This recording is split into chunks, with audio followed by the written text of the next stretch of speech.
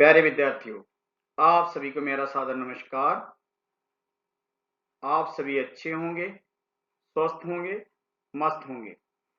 मैं डॉक्टर हरिभजन प्रियदर्शी, प्रवक्ता हिंदी, राजकीय कन्या वरिष्ठ माध्यमिक विद्यालय मलोट, आज 11वीं कक्षा के विद्यार्थियों के लिए आदिकाल की विशेषताएं लेकर उपस्थित हुआ हूं।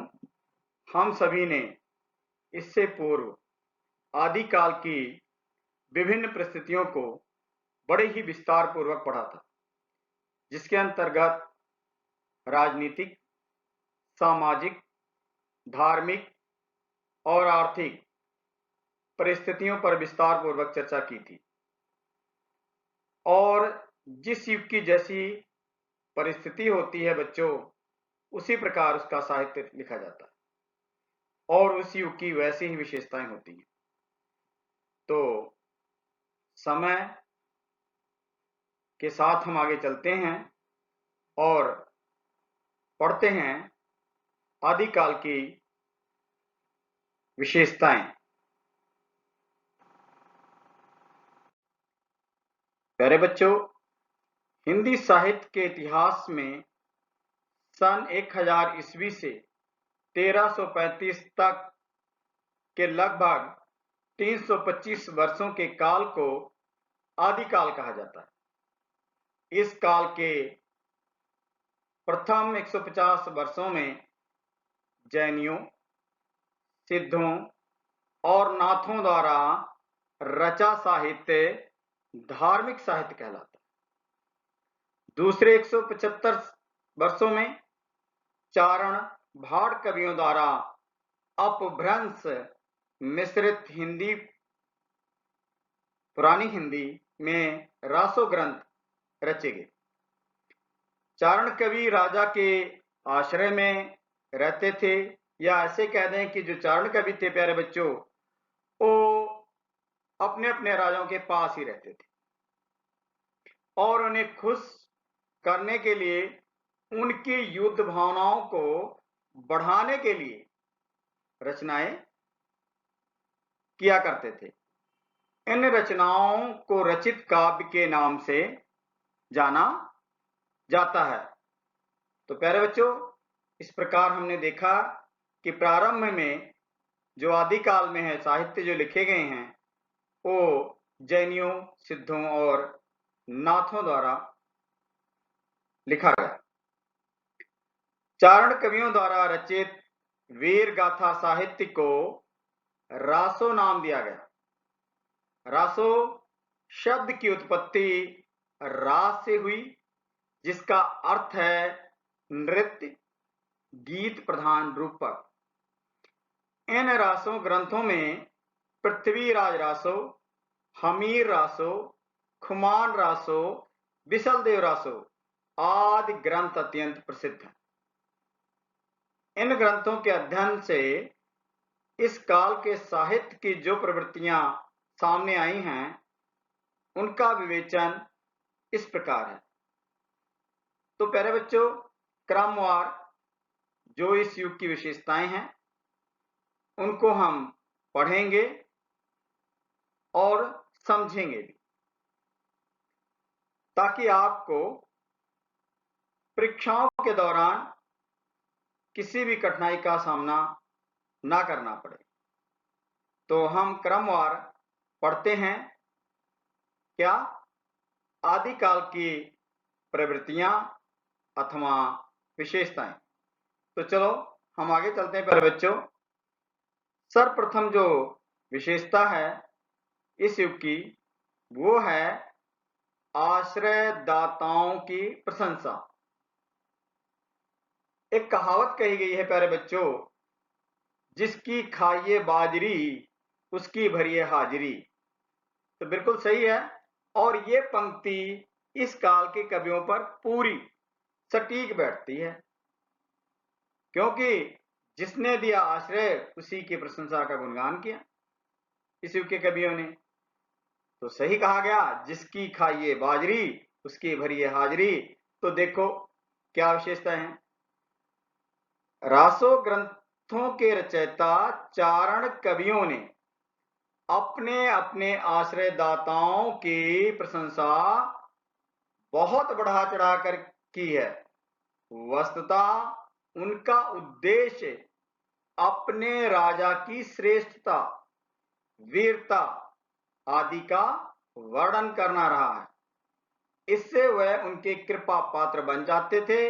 इसलिए उन्होंने अपनी रचनाओं में आश्रयदाता राजाओं के उन गुणों का भी चित्रण किया जो उनमें नहीं थे। क्या अच्छा किया? नहीं।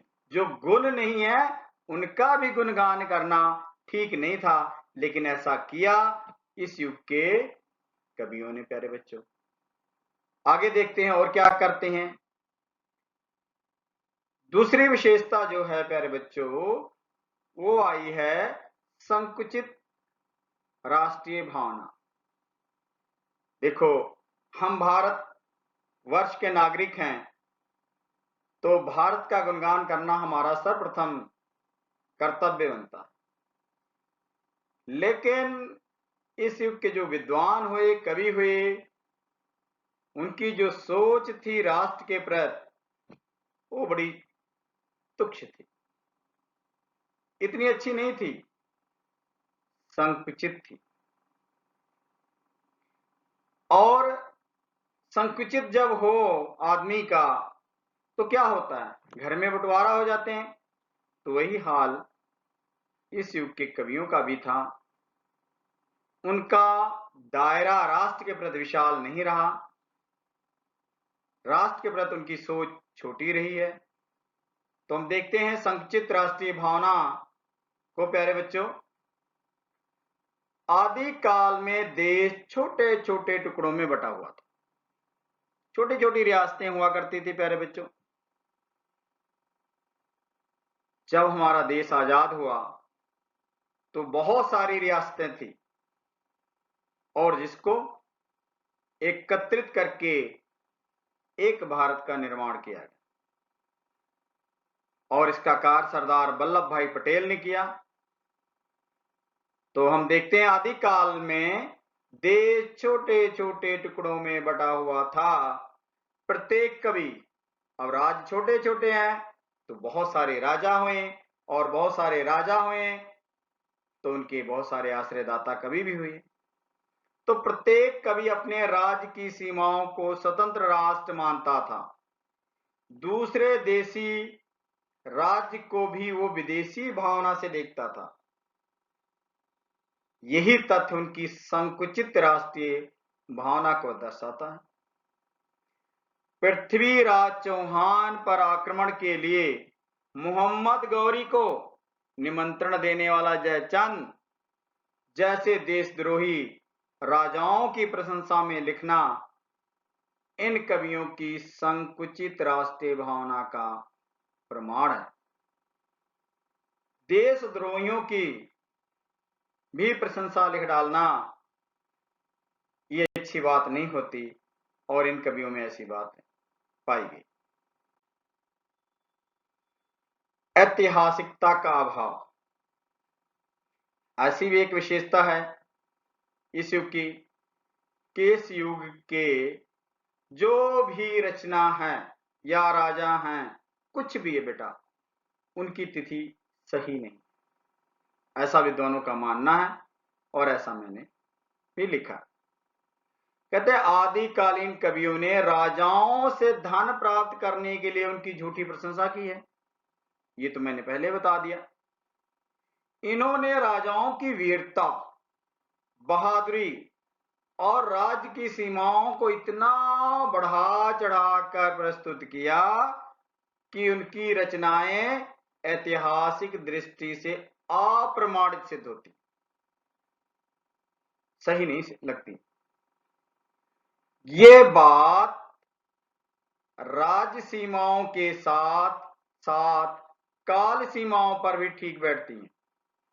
इसीलिए इन कालों में वर्णित घटनाओं का युद्धों के इतिहास से मेल नहीं बैठता।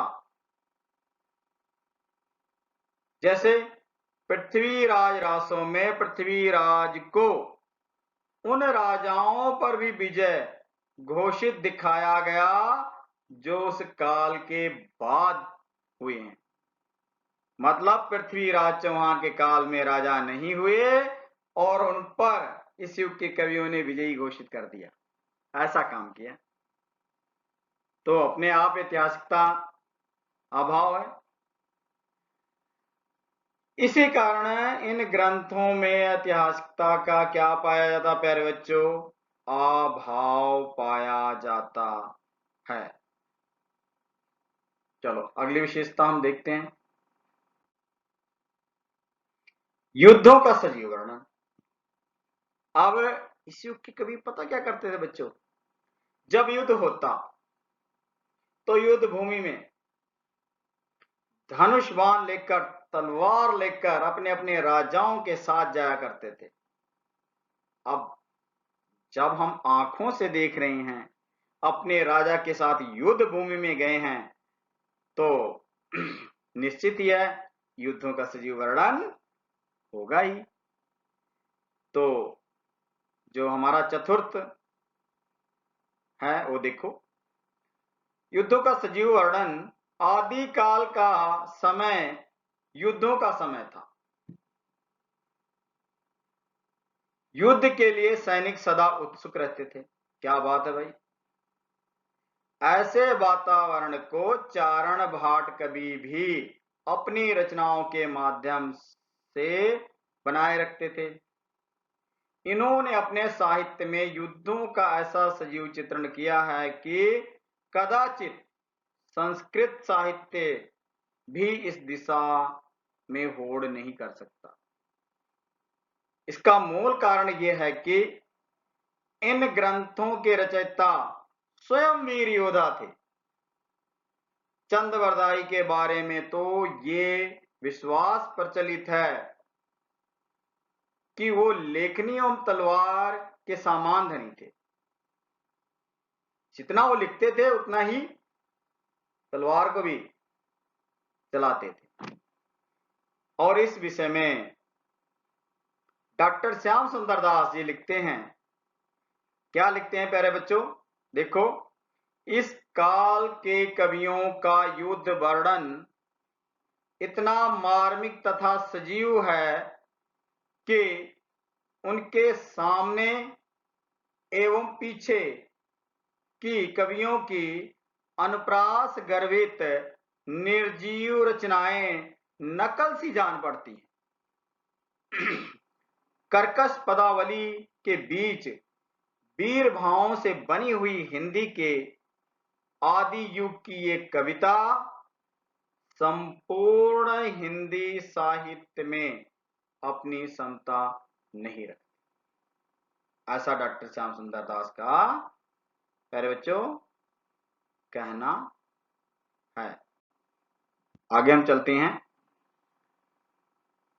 पांचवा बिंदु जो है विशेषता है वीर रस की प्रधानता। अब देखो प्यारे बच्चों, जब कवियों ने युद्धों का सजीव वर्णन अपने कलम के माध्यम से कर दिया, तो युद्ध में क्या दिखाई जाती है? वीरता। तो निश्चित है जो रस भी होगा वो वीर रस होगा। तो इसलिए इस युग की जो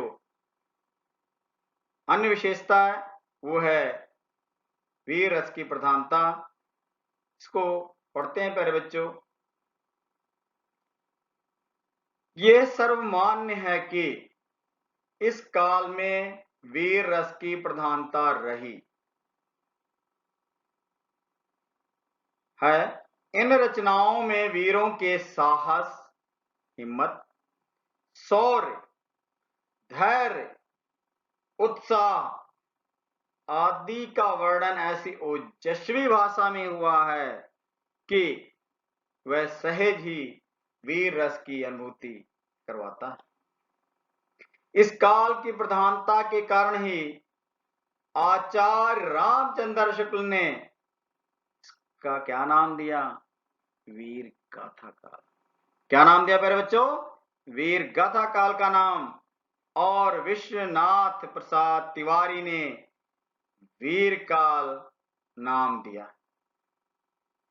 जगनिक का परमाल रासो, जिसे हम कहते हैं आला खंड, तो जैसे वीर रस का साक्षात सजीव रूप ही बन गया है।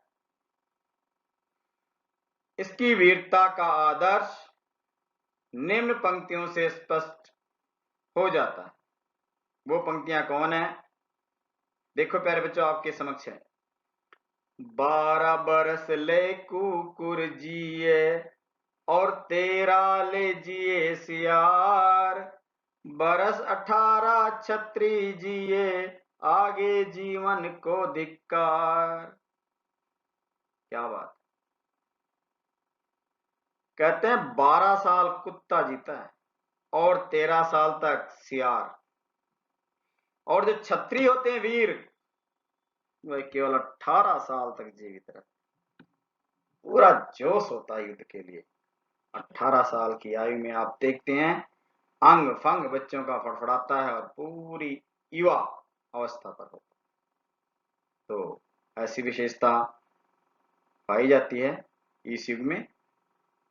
हम छठा विशेषता देखते हैं प्यारे बच्चों, श्रृंगार रस की प्रधान प्रतिपादन। मतलब वीर रस के साथ साथ इस युग में श्रृंगार रस भी क्या कहता मिलता है।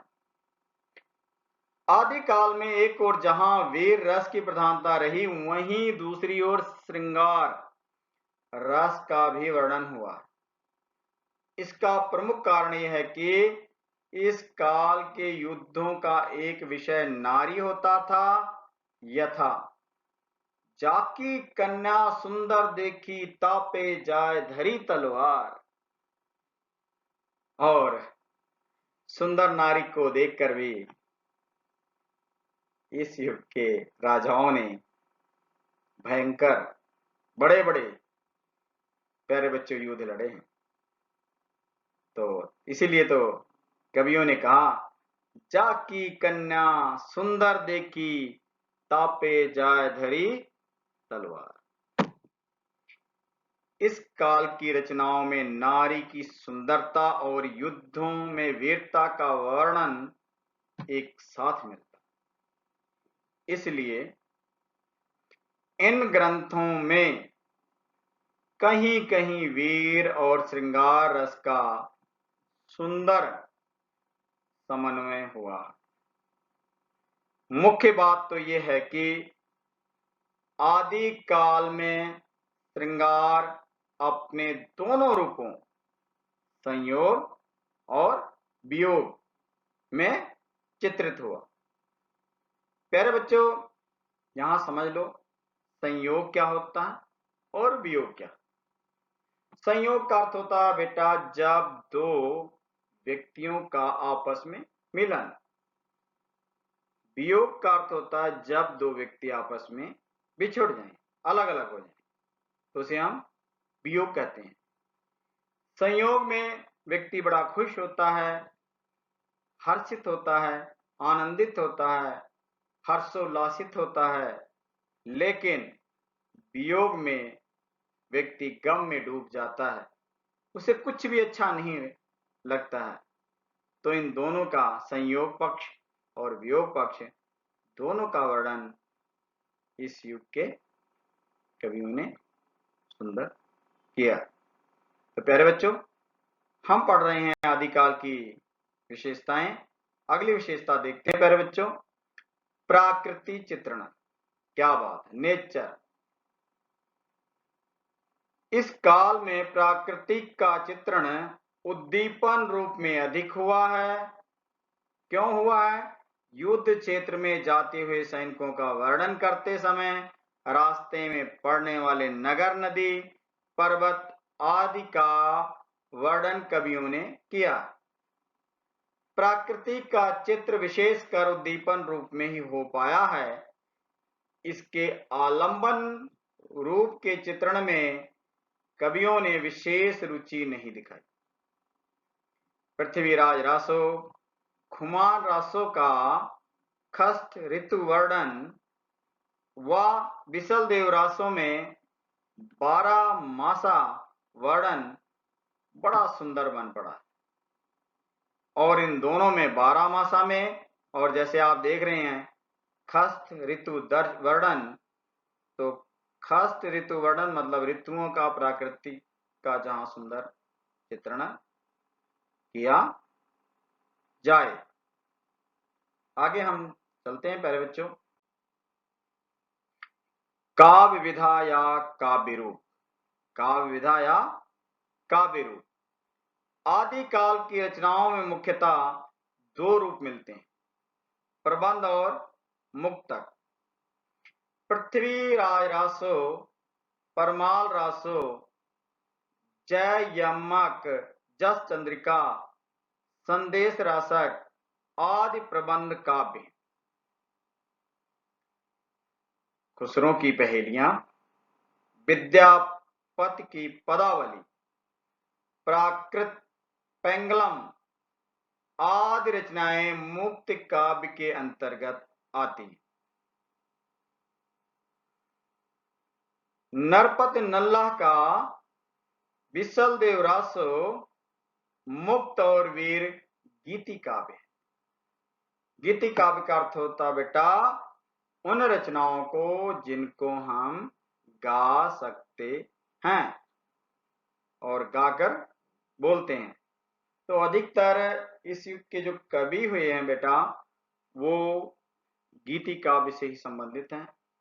सभी ने वीरता को गाया है, तो ये विशेषता इसमें पाई जाती है।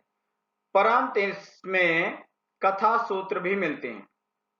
इनके इस अतिरिक्त आदिकाल में काव्य रचना के साथ साथ गद्य रचना की दिशा में भी कुछ स्फुट प्रयास हुआ है। राहुल वेल उक्ति व्यक्ति प्रकरण और वर्ण रत्नाकर गद्य इस युग की उल्लेखनीय रचनाएं। तो प्यारे बच्चों, ये हमारा 8वां पॉइंट जो था काव्य विधा या काव्य रूप। आगे हम चलते हैं प्यारे बच्चों और पढ़ते हैं। प्यारे बच्चों, जो अन्य विशेषता आदिकाल की है वह है छंद।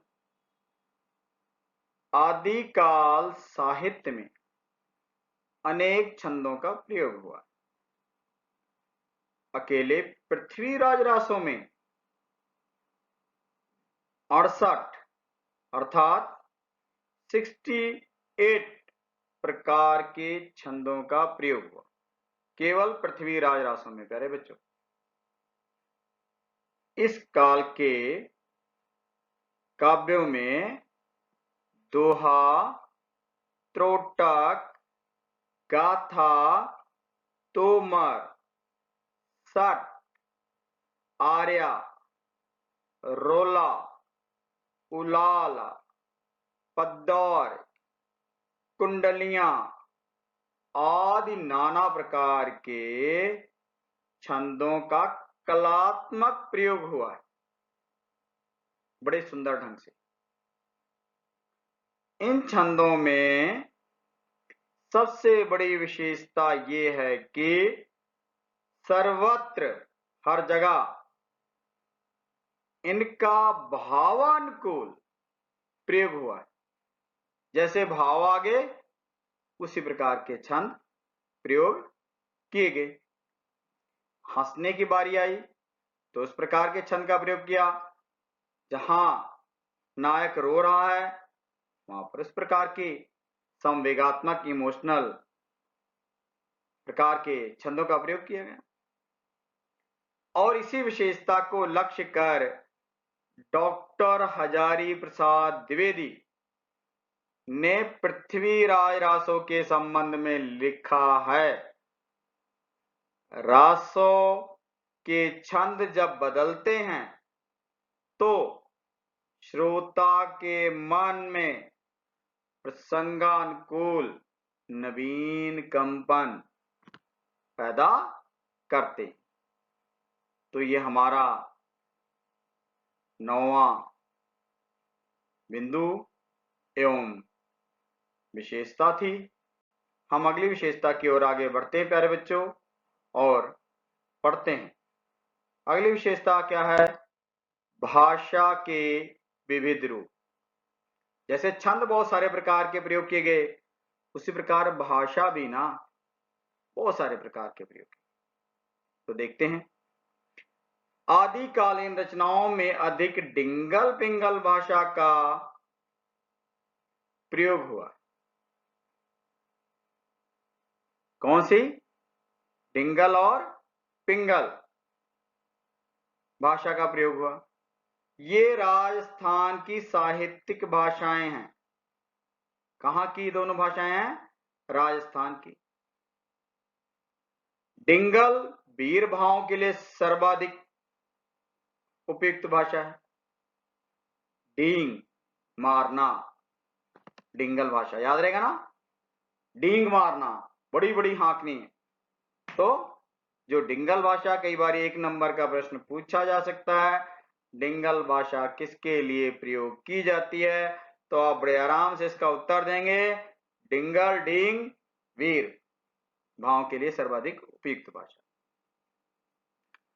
अन्य भावों जैसे प्रेम, जहां प्रेम का वर्णन हो, श्रृंगार जहां सुंदरता का वर्णन हो, माधुर्य भी एक तरफ का जहां मिलन का भाव पैदा हो, के लिए पिंगल भाषा का प्रयोग हुआ।